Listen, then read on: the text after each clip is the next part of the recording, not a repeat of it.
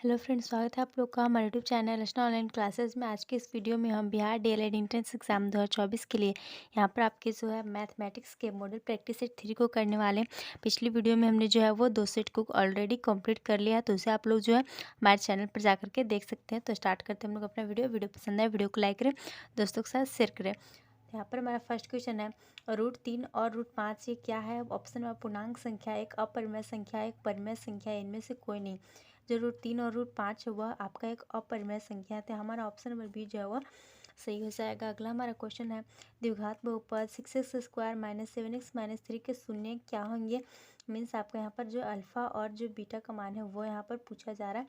तो यहाँ पर जो आपका राइट आंसर हो जाएगा 3/2, 1/3 यहाँ पर मान हो जाएगा। तो यहाँ पर हमारा जो ऑप्शन नंबर है यहाँ पर सही हो जाएगा। अगला क्वेश्चन है हमारा यहाँ पर, पाई है एक ऐसी संख्या। ऑप्शन हमारा परिमेय संख्या, अपरिमेय संख्या, पूर्ण संख्या, इनमें से कोई नहीं।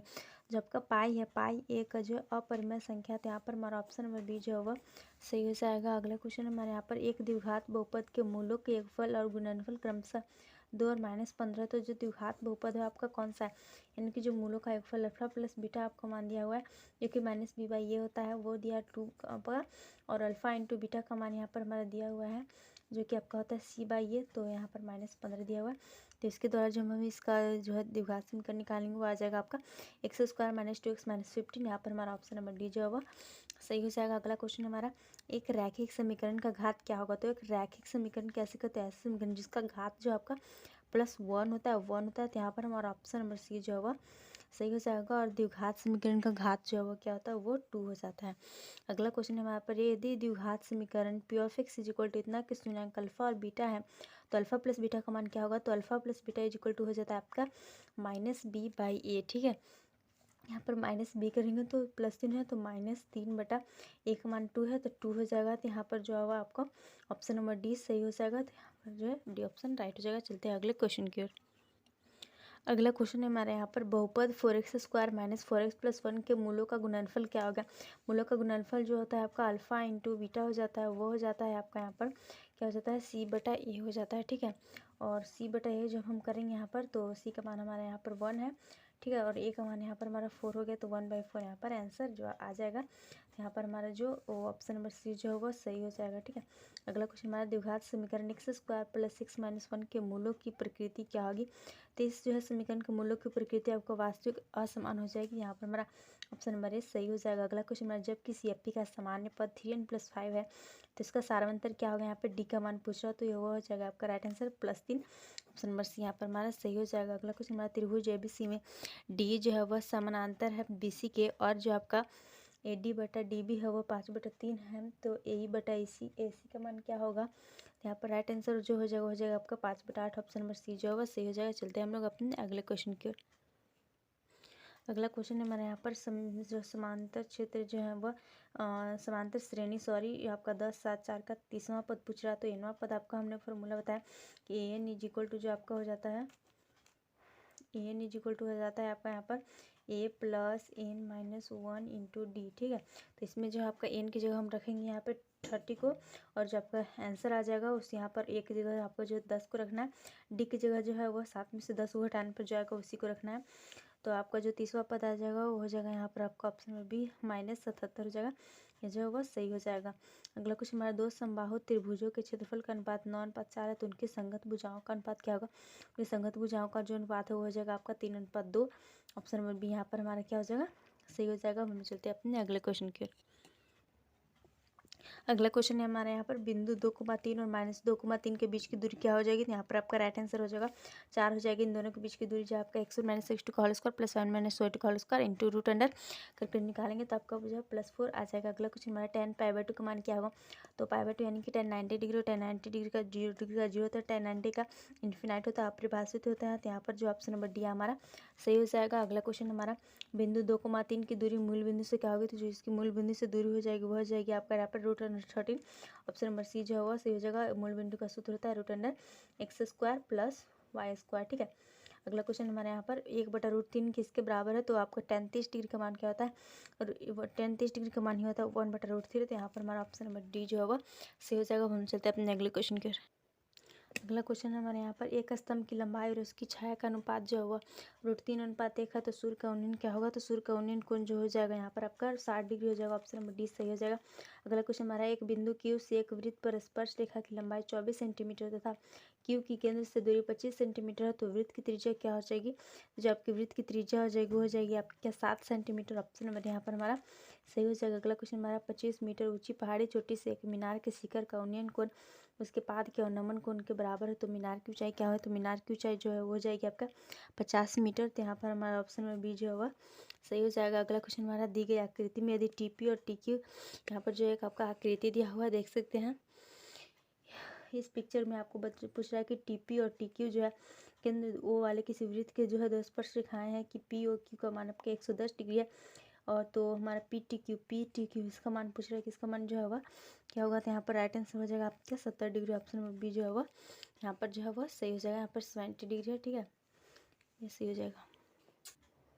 अगला क्वेश्चन हमारे यहाँ पर एक वृत्ताकार पथ पर 3 धावक एक ही स्थान से दौड़ना शुरू करते हैं, तो एक चक्कर लगाने में 2 घंटे, 4 घंटे और 6 घंटे का समय लगता है, तो तीनों को जो है पुनः एक बिंदु पर मिलने में कितना समय लगेगा, तो यहाँ पर आपका राइट आंसर हो जाएगा आपका यहाँ पर 12 घंटे। ऑप्शन नंबर सी सही हो जाएगा। अगला क्वेश्चन हमारा एक अर्धगोले का आयतन यहाँ पर जो 19,404 सेंटीमीटर क्यों है, तो अर्धगोले का कुल क्षेत्रफल क्या होगा, तो यहाँ पर जो अर्धगोले का कुल क्षेत्रफल हो जाएगा आपका 4,158 centimetre square. Option number A सही हो जाएगा। अगला क्वेश्चन हमारा यदि किसी वृत्त की त्रिज्या आधी कर दी जाए तो पुराने और नए वृत्तों के परिधियों का अनुपात क्या हो जाएगा, तो पुराने और नए वृत्तों के परिधियों का अनुपात आपका 2:1 हो जाएगा।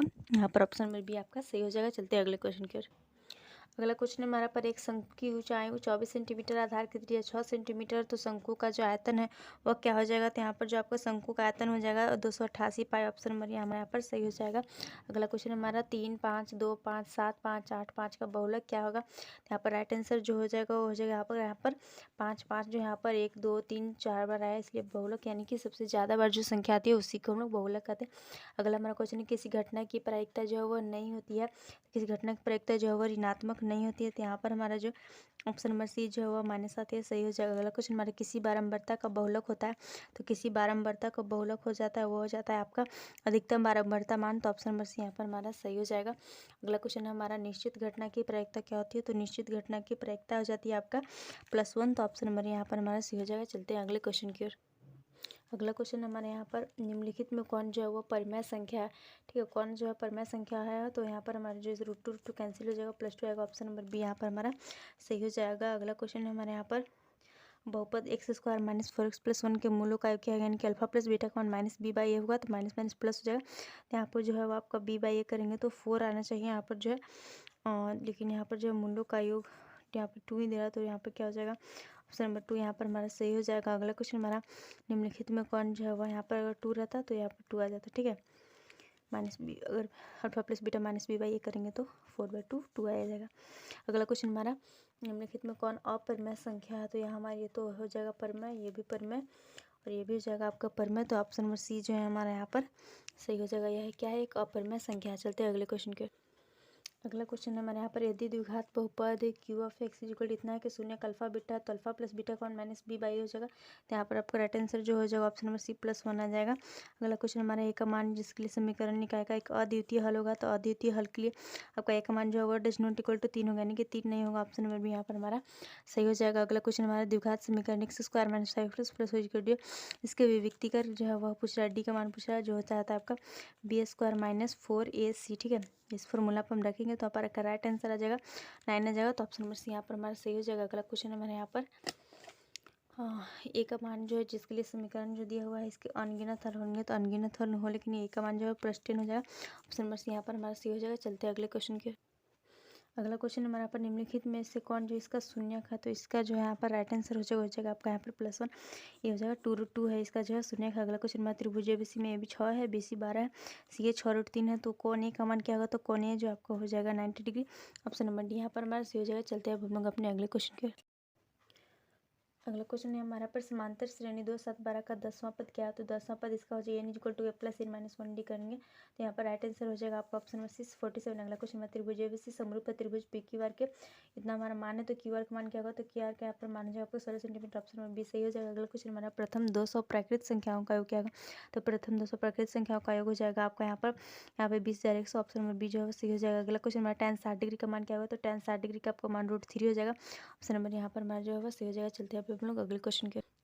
अगला क्वेश्चन हमारे पे बिंदु -4,3 की स्थिति किस पाद में है। तो जो माइनस प्लस हो जाता है वो हो जाता है आपका यहाँ पर द्वितीय पाद में। तो ऑप्शन नंबर बी जो होगा सही हो जाएगा। अगला क्वेश्चन हमारा cos 60 डिग्री प्लस 1 बटा cos 60 डिग्री माइनस 1 का मान क्या होगा। तो यहाँ पर जो है cos 60 डिग्री का मान हो जाता है जो 37 डिग्री का मान होता है यानी कि 1/2। 37 डिग्री का मान 1/2 इसको जो है इसको यहाँ पर रखकर आपको जो सोल्यूशन करेंगे तो आपका राइट आंसर -3 आ जाएगा। ऑप्शन नंबर बी यहाँ पर हमारा सही हो जाएगा। अगला क्वेश्चन हमारा बिंदु माइनस प्लस यहाँ पर भी था माइनस प्लस यहाँ भी तो यहाँ भी जो आपका द्वितीय चतुर्थांश में हो जाएगा। ऑप्शन नंबर बी यहाँ पर हमारा सही हो जाएगा। अगला क्वेश्चन हमारे यहाँ पर प्राप्तांकों इतना कि माध्यिका क्या हुआ। तो माध्यिका पहले अंकों को हम आरोही या फिर अवरोही क्रम में घटते या बढ़ते क्रम में सजाते हैं फिर बीच का अंक जो हमारा माध्यिका कहलाता है। तो यहाँ पर जो आपका ऑप्शन नंबर ए जो है वो 8 सही हो जाएगा। अगर बीच का अंक नहीं आए तो दोनों को जोड़कर 2 से भाग दे देते हैं। ठीक है, अगला क्वेश्चन की ओर चलते हैं। अगला क्वेश्चन हमारे यहाँ पर इस पास से जिस पर एबीसी डी एफ अंकित है को एक बार फेंका जाता है तो ए प्राप्त करने की प्रक्रिया क्या हो जाएगी। तो ए प्राप्त करने की प्रक्रिया 1/6 हो जाएगा। ऑप्शन नंबर हमारे पे सही हो जाएगा। अगला क्वेश्चन हमारे दो वृत्त की त्रिज्या का अनुपात 3:4 है तो क्षेत्रफल का अनुपात क्या होगा। क्षेत्रफल का अनुपात आपका हो जाएगा 9:16। ऑप्शन नंबर सी यहाँ पर हमारा सही हो जाएगा। अगला क्वेश्चन हमारा कौन वृत्त का क्षेत्रफल वृत्त का क्षेत्रफल पाई आर स्क्वायर जाता है। ऑप्शन नंबर सी यहाँ पर हमारा जो है वो सही हो जाएगा। चलते हैं अगले क्वेश्चन की ओर। अगला क्वेश्चन हमारे पास 20 टिकट जिन पर 1 2 3 ये सब लिखी हुई है इस टिकट पर 5 की गुना संख्या होने की प्रक्रिया क्या हो जाएगी। तो राइट आंसर आपको 1/5 हो जाएगा। अगला यहाँ पर हमारा क्वेश्चन है यदि x 3 4 5 का मान 4 है तो x का मान क्या होगा। तो जो आपका x का मान हो जाएगा उसका आपका 4 ऑप्शन नंबर जो है वो सही हो जाएगा। इस तरह यहाँ पर हमने आपके जो मैथमेटिक्स के सेट 3 को कंप्लीट कर लिया। वीडियो को अंत तक देखने के लिए धन्यवाद। वीडियो पसंद आए वीडियो को लाइक करें दोस्तों के साथ शेयर करें और भी न्यू वीडियोज़ के लिए हमारे चैनल को सब्सक्राइब करें। अपनी अच्छी और बेहतर तैयारी के लिए हमारे चैनल के साथ बने रहें। साथ ही DLED एंट्रेंस एग्जाम के हर एक नोटिफिकेशन को समय पर पाने के लिए हमारे चैनल को जो है वो सब्सक्राइब करें। Thanks for watching.